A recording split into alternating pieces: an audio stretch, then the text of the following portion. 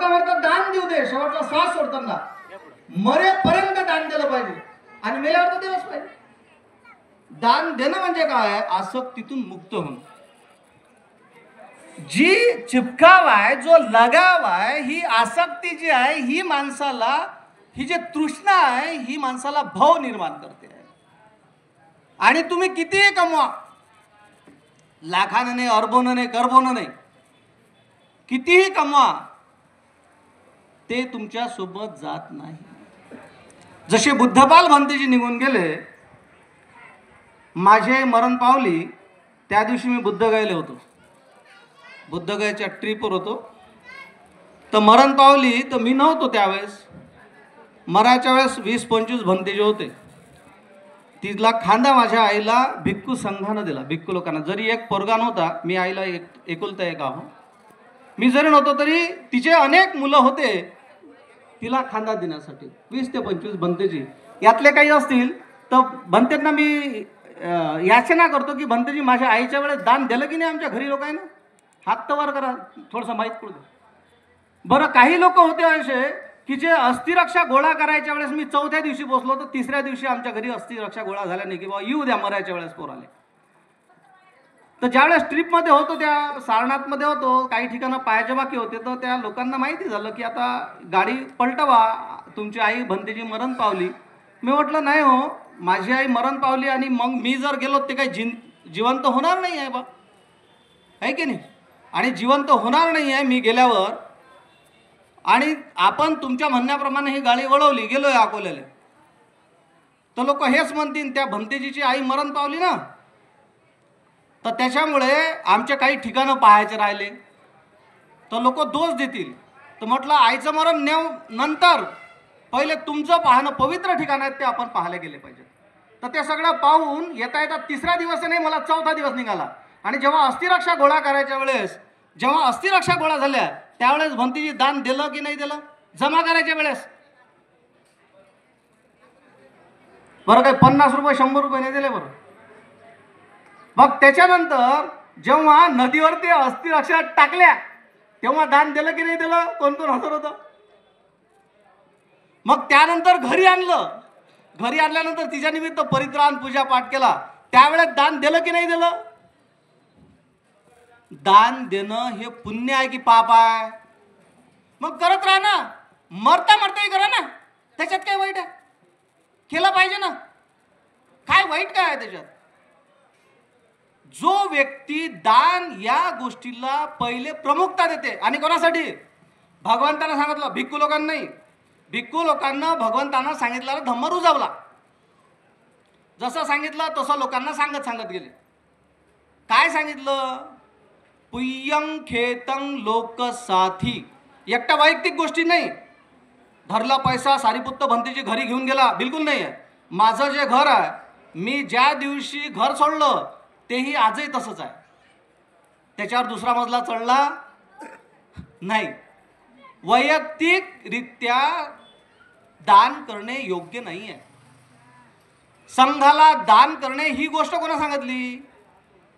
कोण सांगितली? आपल्या अकोल्यातल्या भंतेजीने सांगितली काय? 2500 वर्षापूर्वी भगवान बुद्धाने सांगितली संघाला दान दिलं पाहिजे. आणि ही गोष्ट माहीत नसल्यामुळे हे रुजवणं हे कोणाचं काम आहे? भिक्खू लोकांचं काम आहे. याच्यात वाईट काय? काय वाईट आहे याच्यात? आहे की नाही? वाईट कोणती गोष्ट आहे? खोटं बोलणे वाईट आहे, म्हणजे हत्या करणे वाईट आहे, चोरी करणे वाईट आहे, व्यभिचार करणे वाईट आहे, खोटं बोलणे वाईट आहे, नशापत्ते धारण करणे वाईट आहे, शिलाचं उल्लंघन करणे वाईट आहे. पण धम्म लोकांमध्ये जे माहिती नाही तो रुजवणं याच्यात काय वाईट आहे? म्हणून बाबासाहेब सांगतात त्या 8 खंड 39 भाग 254 प्रवचनामध्ये शुभ कर्म करत राहा. आणि एवढे शुभ कर्म करत राहा, एवढे शुभ कर्म करत राहा की सगळ्या शुभ इच्छा, आकांक्षा, अभिलाषा त्या कर्मामध्ये रणवान झाल्या पाहिजेत. तुम्हाला जर संघदानाचा कार्यक्रम वर्षभर राबवला, पुऱ्या महाराष्ट्रात राबवला, अमरावती काय, मग अकोला काय, अकोल्यात 2-4 ठिकाणी झाला, गुडदीचा झाला, गुडदीच्या महिला हजर होत्या, त्या लोकांनी म्हटलं की आमच्या मतानं आम्ही करतोय. त्यांना काही मना थोडी केली, आहे की नाही? आणि ते जमा करून काही वैयक्तिकरित्या कोणी ते जमा केलेलं नाही आहे, ते लोकांना वाटलेलं आहे आणि चांगल्या प्रकारे दिल्या गेलेलं आहे. त्याच्यामध्ये भिक्खू संघाचं नाव बदनाम करून काही पैसे माझ्या घरी मी नेले नाहीत, माझं काही अकाउंट वगैरे काही नाही आहे की नाही. बुद्धपाल भंतेजीच्या निमित्तानं बोलायचं म्हणजे एकच ध्यानात ठेवा, शेवटच्या क्षणापर्यंत त्यांनी आपलं जीवन समर्पित केलं. जरी त्यांनी स्वतःची वास्तू वगैरे काही निर्माण केली नसेल, पण मात्र आजही त्यांचा चाहता वर्ग आहे की नाही. आणि सुरुवातीपासून त्यानं संपूर्ण जीवन समर्पित करून हे जे काही आपलं जीवन भिक्खू संघामध्ये एक प्रतिष्ठा निर्माण केली आणि उपासकांमध्येही सुद्धा ती चेतना उत्पन्न करण्याचं काम केलेलं आहे. म्हणून आपण वारंवार एका वैयक्तिक भिक्खूला दान दिल्यापेक्षा संघाला दान देणे महान पुण्याचं काम आहे. एक मी विद्वान व्यक्ती जीवनात फक्त एकच पाहिलेला आहे, पंडित व्यक्ती उपासकामध्ये एकच पाहिलेला आहे, तो म्हणजे झुमरे सर. ज्या दिवशी आम्ही सोलापूरले, माझ्यासोबत एक दोन भंते सुद्धा होते, 2015 आम्ही जेव्हा गेलो, मला त्या रोगाची लागण झाली होती, अंडर डिॲक्टिव्ह ब्लॅडर नावाच्या. त्यावेळेस तिथं जेव्हा त्या सोलापूरमध्ये आमचं प्रवचन झालं, रात्री 12:30 वाजेपर्यंत जागलो. एक व्यक्ती आला आणि हात जोडते आहे, म्हणते भंतेजी आमच्या हाती उद्या सकाळी भोजनासाठी, नाश्त्यासाठी, चहासाठी याल काय? म्हटलं हो ठीक आहे, काही हरकत नाही, येईल ना. आम्ही 4-5 लोक गेलो, बोलले नाही आहेत. पण जेव्हा मी अकोल्याला वापस आल्यानंतर जसे लोक बोलवतात, भंतेजी आमच्या इथं परित्राणासाठी, आता गेलो आणि गेल्यानंतर मग पूजा सुरू झाली, वंदना झाली, परित्राणाची याचना झाली आणि परित्राणाची याचना झाल्यानंतर आव्हान सुद्धा घेतलं. त्याच्यात आहे ते कुकुर अहिविच्छिका मणी सप्प दिप्य अक्षत्र. असं ते कुकुर नावाचा शब्द ऐकल्याबरोबर अंगाला घाम फुटला, पूर्ण ओलागत झालो आणि अंगावर असे शहारे यायला लागले की अरे हा शब्द कोणतरी विचारला होता. तिथं थोडा बहाणा केला मी आणि त्यांनी सांगितलं की मी हात जोडतोय, माझी तब्येत काही ठीक नाही, मला तुम्ही विहारात वापस सोडून द्या. त्या व्यक्तीनं विचारानं त्यांना म्हटलं तुम्हाला जेवण द्यायचं असेल द्या, नाही द्यायचं असेल नका देऊ. मग आता भिक्खूंना उपाशी कोण पाठवणार आहे? तर त्यांनी काय केलं की जेवण जे होतं ते बनवलं, दिलं मला समोर, याचना केली, मी जेवलो. तर अर्धी चपाती खाल्ली असेल मोठ्या मुश्किलनं, एक घोट पाणी पिऊन ते. आणि जेव्हा विहारात वापस आलो तेव्हा मात्र ते पुस्तक पाहायला लागलो की त्या पुस्तकात काय आहे बा. कुकुर म्हणजे या शब्दाचा अर्थ, तर कुकुर म्हणजे कुत्र. कुकुर म्हणजे काय? कुत्र. तर मी लगेच फोन लावला, मी म्हटलं झुमरे साहेब तुम्ही जो प्रश्न विचारला होता ना की कुकुर म्हणजे काय, तर ते कुकुर म्हणजे कुत्र होते. मी आता पाहिलं म्हटलं पुस्तकात. तर ते व्यक्ती खूप जोरात हसले, ते झुमरे साहेब खूप जोरात हसले. म्हणे भंतेजी मला माहिती आहे आणि मी पाली भाषेचा लेक्चरर आहे म्हणे विद्यापीठामध्ये. तर त्यावेळेस त्या माणसाबद्दल मला खूप अभिमान वाटला, आदर वाटला.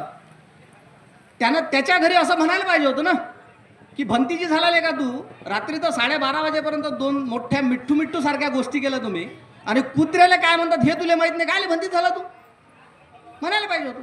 पण नाही बोलला तो. विद्वान माणसाचं एक लक्षण आहे, तो चुकीवर बोट नाही ठेवत, कधी बिलकुल चुकीवर बोट नाही ठेवत. कधी चूक दिसली त्या ठिकाणी बोट ठेवणार नाही आहे. आणि त्याला जर विचारलं तर निश्चितच तो सांगणार आहे की नाही हे असं नाही, असं नाही, असं नाही आहे, ते असं आहे.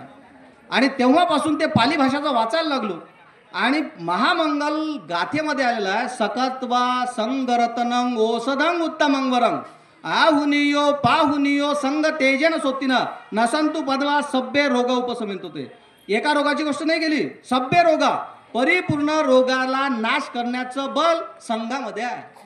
दुःखा नाश करण्याचं बल बुद्धामध्ये आहे. सभ्य दुःख उपशमेंतु ते सकत्वा बुद्ध रतनं. आणि धम्मामध्ये बल आहे भय नष्ट करण्याचं. तर मी विचार केला की मी तर सगळ्या रोगांना ग्रासलेला आहो. अकोल्यामध्ये जेव्हा ॲडमिट होतो तर त्यांनी पाठवलं की तुम्ही अमरावतीला जा, सुपर स्पेशालिटी डॉक्टर आहे त्या ठिकाणी, हॉस्पिटल आहे युरिन संबंधी, किडनी संबंधी. आणि मग तमाम आपल्या शिवनीच्या लोकांनी खूप मोठं दान जमा करून तिथं अमरावतीला 1 महिना ॲडमिट होतो. अभयपुत्र भंतेजी त्यावेळेस माझ्यासोबत सेवामध्ये होते, त्या ॲक्सिडेंटनं मरण पावले 2-3 वर्षाच्या अगोदर. आणि अमरावतीच्या लोकांनी सांगितलं की जमत नाही तुम्ही नागपूरला जा. मग नागपूरला गेलो. नागपूरच्या लोकांनी सांगितलं इथं जमत नाही आहे, अंबाजोगाईमध्ये जा. अंबाजोगाईमध्ये नवीन मेडिकल कॉलेज आलेलं आहे, त्या ठिकाणी तमाम डॉक्टर आहेत चांगले विद्वान. अंबाजोगाईवाले म्हणत नाही इथं जमत नाही, शिर्डीला जा. शिर्डीवाले म्हणत आम्हाला जमत नाही, तुम्ही मुंबईला जा. तर मुंबईला इंग्लंडला प्रॅक्टिस करणारा एक डॉक्टर आणि तो आपल्या समाजाचा ज्याचं नाव भगतकर आहे, तो कधी मी पाहिला नाही, पण तो मला रोज स्क्रीनशॉटवर पाहत होता, स्क्रीनवर पाहत होता त्याच्या हॉस्पिटलमध्ये, की हे भंते जे आहेत आणि यांची आजारातून मुक्त झाले पाहिजेत. आणि तो इंग्लंडला प्रॅक्टिस करत होता. 8 दिवसातून एकदा इंग्लंडला आपले पेशंट तपासत जात होता. तो डॉक्टर येऊन सांगते की भंतेजी माफ करा. 2 महिन्यानंतर त्याची माझी भेट झाली. तो म्हणते हा रोग बसण्यासारखा नाही, मरेलोग औषध घ्यावं लागणार आहे. आणि मग गोळ्या औषध घेणं चालू. रोज खात जाऊ पोळ्या, तशा खात जाऊ गोळ्या, सकाळ संध्याकाळ दुपार, जशा जशा वाटल्या तशा तशा. काटंजीला गेलो वर्षासाठी 2022 आणि 22 गेल्यानंतर माहिती झालं की आपण जर का समजावा 2 वेळा जर जेवलो, काही लोकांना माहिती आहे, काही लोकांना माहिती नाही आहे, पण ज्या ठिकाणी माहीत नाही आहे त्या ठिकाणी आपण 2-2 टाईम जर जेवलो तर सिलाचं उल्लंघन करतो. मरा तर लागतेच, मरू दे ना, मेलोच चालेल पण गोळ्या खायच्या नाही आहेत असं ठरवलं. आणि 2 दिवस 3 दिवस तो त्रास सहन करण्याचं बल माझ्यामध्ये होतं, पण त्याच्यानंतर नव्हतं. तुम्ही तुमच्या घरच्या दरवाजात असा हात ठेवून पाहिला कधी? असं बोट ठेवता का? काहून? अनुभव आहे ना, आहे की नाही? जर असं बोट ठेवलं आणि तिकून 10 मार्चानं स्पीडनं लोटलं तर काय होईल? काय होईल? त्या वेदना कमी आहेत, त्यापेक्षा 10 पट वेदना 1 टाइम गोळी घेतल्या होतो त्या, जर घेतली नाही तर. जर मी 1 टाइमची जर गोळी घेतली नाही ना, त्यापेक्षाही 10 पट वेदना दुखत त्या मला व्हायच्या. तर 3 दिवस गोळ्या घेतल्या नाही आहेत. त्याच्यानंतर सुरू झाली व्याधी, आणि एवढी सुरू झाली की असं लोटांगण घेत होतो मी रोडवर, आणि रोडवर लोटांगण घेत होतो. आणि अशी कंडिशन झाली की त्या लोकांनी अमरावतीला आणलं, अमरावतीहून अकोल्याला आणलं. अकोल्याला आणल्यानंतर त्या डॉक्टरनं ऑपरेशन केले ऑगस्टमध्ये 22. 1 सप्टेंबरमध्ये केलं. आनंद शर्मा नावाचे डॉक्टर सांगतायत की भंतेजी तुम्ही आता रोगातून मुक्त झाले हो, 10 ऑक्टोबरपर्यंतच फक्त तुमच्या गोळ्या आहेत.